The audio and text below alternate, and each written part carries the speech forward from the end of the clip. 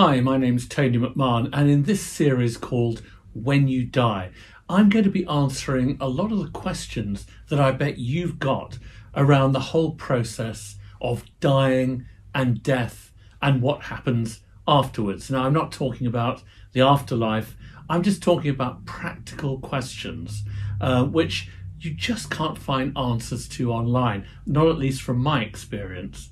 Now, I lost my father to COVID during the lockdown in February 2021, and 5 years before I lost my mother. She died of dementia and cancer. And so what I'm going to do in this series, based primarily on my experience of those two huge events in my life, and obviously the loss of parents in anybody's life, but also in terms of the deaths of friends that I've experienced through various causes, natural, suicide, and so on. I'm just going to answer some of the questions that, as I say, you can't find answers to online. So in this episode, I'm going to pose the question, to embalm or not to embalm? That is the question. And my answer basically is, don't bother. So why would I say don't embalm? Well, it's quite simple. Unless you're going to display the body in an open casket funeral, or for example at a wake, obviously very popular in Ireland, don't bother embalm if the body is not going to be on display, and particularly if it's going to be cremated. Now, when my mother died, I made the mistake, and I do regard it as a mistake, of having her embalmed.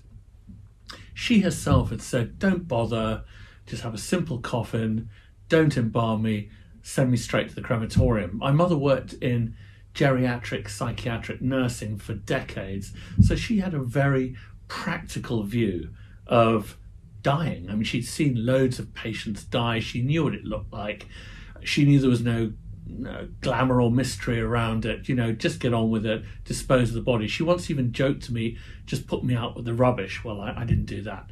But, I suppose I crumbled during the whole process after her death, and I went and upgraded the coffin, and I decided to go for embalming. Now, on the day of the funeral, I was the only person who went to look at the open coffin, which was at the funeral parlour.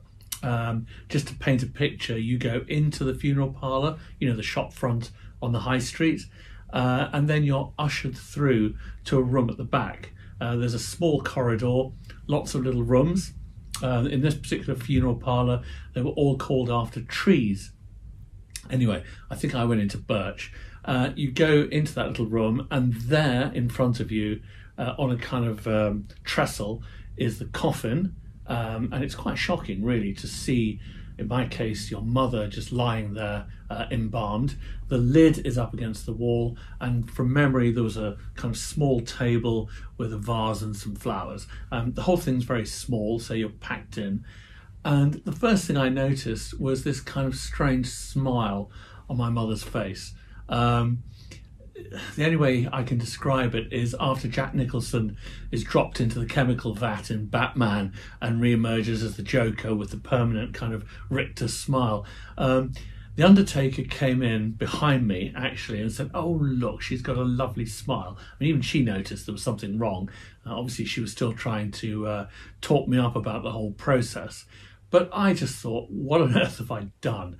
The only thing positive that I can say about the experience is that once I saw my mother looking like that in the coffin, really not resembling the woman I'd known, it kind of reconciled me to her being cremated later that day, because I no longer felt that was my mother. So that was one thing that I can say that's good about embalming.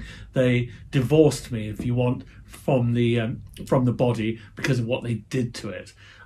As far as I'm concerned, embalming is a triumph of marketing over necessity. You don't need to embalm, so unless you're going to have the body on display, honestly, don't bother, save your money.